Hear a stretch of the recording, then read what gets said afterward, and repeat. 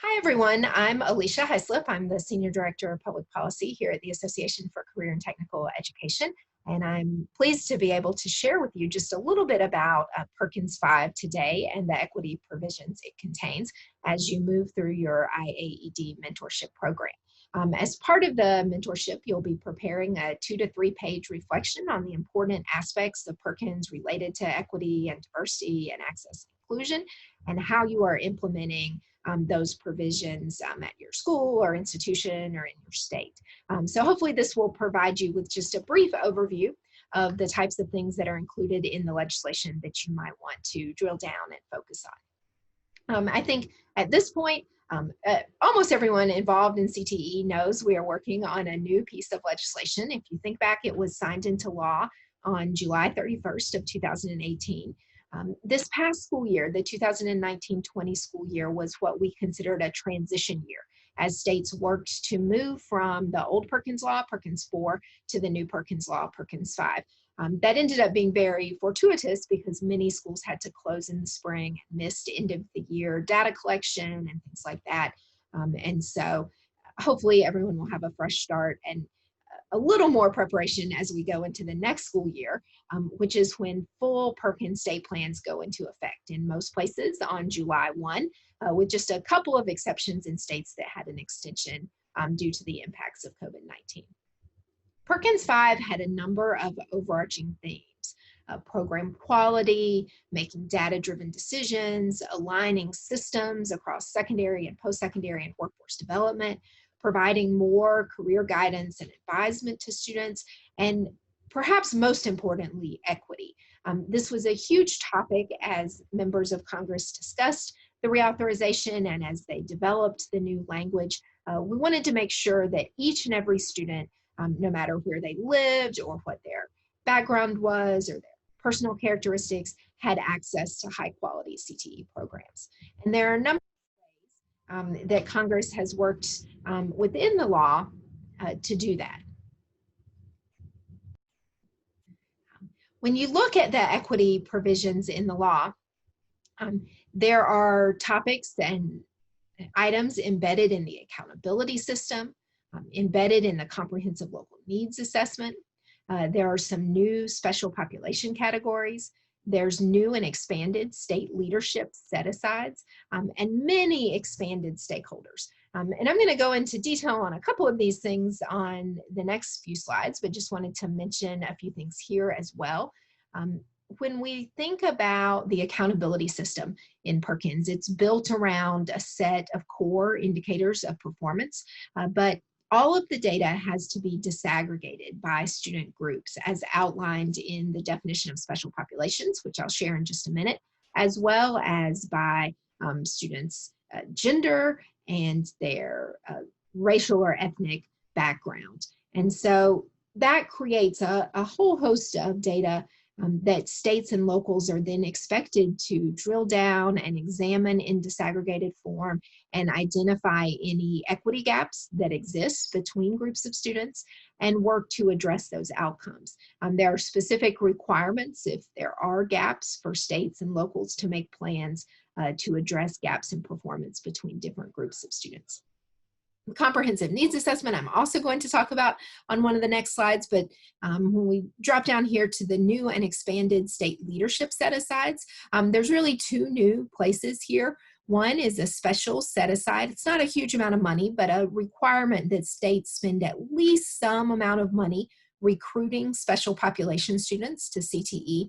We know that in many places, particularly in career areas that lead to high skill, high wage jobs, that students who are members of different population groups are underrepresented in our programs. And so this was a targeted pot of funds for states to use in student recruitment.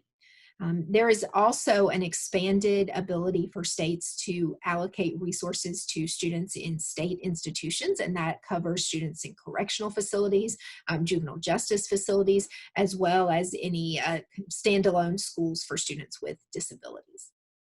And then the last thing I want to mention on this slide before I move forward are the expanded stakeholders.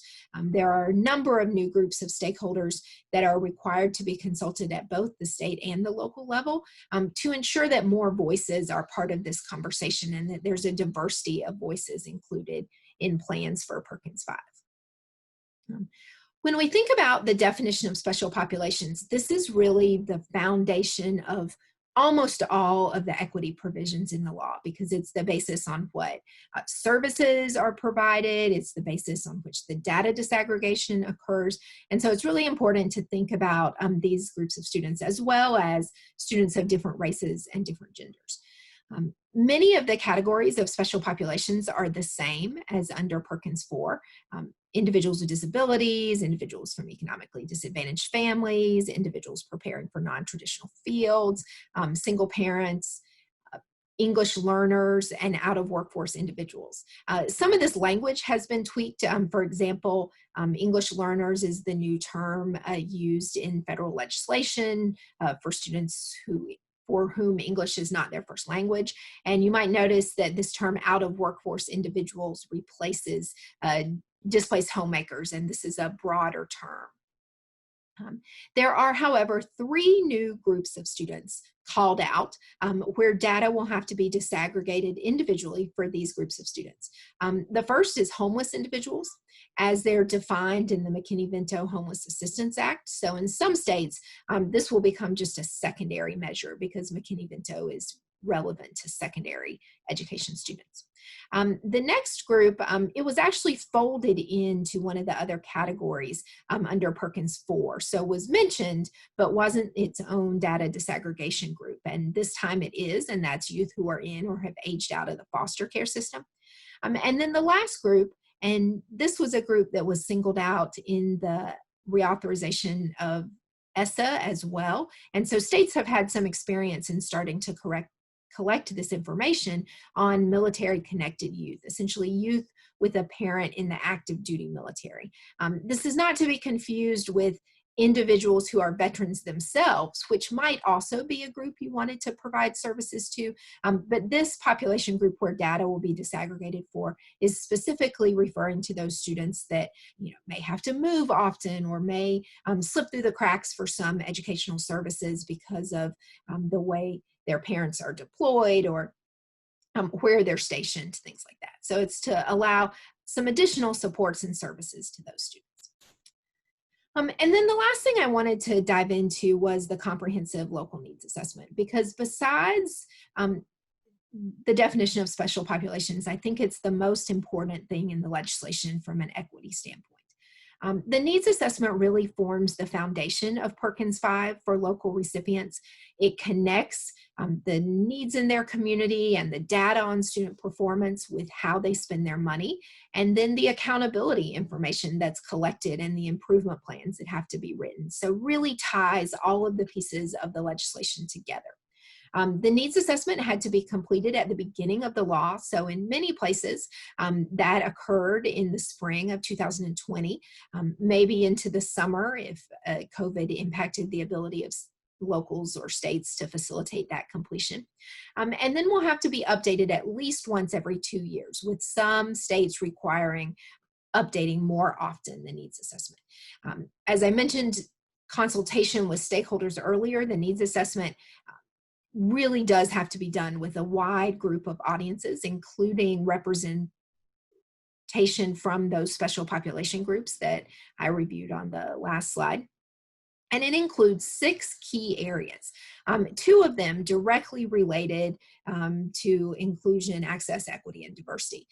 The first area for the comprehensive local needs assessment is a look at student performance data, and it specifically includes data on subpopulation groups as identified in the legislation. So every local recipient should have taken their student performance data in disaggregated form and looked to see which students were performing well, which ones had some ground to make up, which programs were students performing best in, where were the smallest gaps between groups of students, all of those things. And then work through a process to look at the root causes of any equity gaps that were identified so that initiatives and projects and activities and funds could be targeted toward those activities. The next few groups aren't as directly related to IAED, but you have labor market alignment, and then 3 really buckets that are all around program quality: the size, scope, and quality of programs, how well programs of study are being implemented that connect secondary and post-secondary, and a key factor we know in creating high-quality programs, educator recruitment, retention, and training. But then the last bucket also places a call out on equity and strategies for equal access and serving special population groups. And I really like to think of these 2 sections that I have bolded on the slide as bookends for the CLNA. The first part is you're looking at your performance data. You know, how are all students doing in your programs? And then this last bucket is really more about the services and accommodations and modifications that you might be making to programs to ensure that all students have access. You know, for example, are you providing support services to ensure that all of your students, even ones who might not be able to afford to, are able to participate in CTSO activities or work-based learning? Are you looking at issues like transportation supports and support for tools and books at the post-secondary level? Are you providing modifications to your programs for students with disabilities to ensure they have access, or materials in different languages for English learners for your programs? So all of those types of initiatives that can help every student access CTE would be examined in this last bucket of the CLNA. And then almost every state CLNA that I've seen has some area where you have to pull it all together and really identify priorities for the coming year, with this idea of equity and access being a key theme to emphasize in the local application and to carry through into the local budget as programs work to implement Perkins 5. So that is a very brief overview. I could probably have talked for an hour about the equity pieces of Perkins 5, but I encourage you to reach out if you have any questions. We at ACTE are here to help at any time, and good luck with the rest of your program.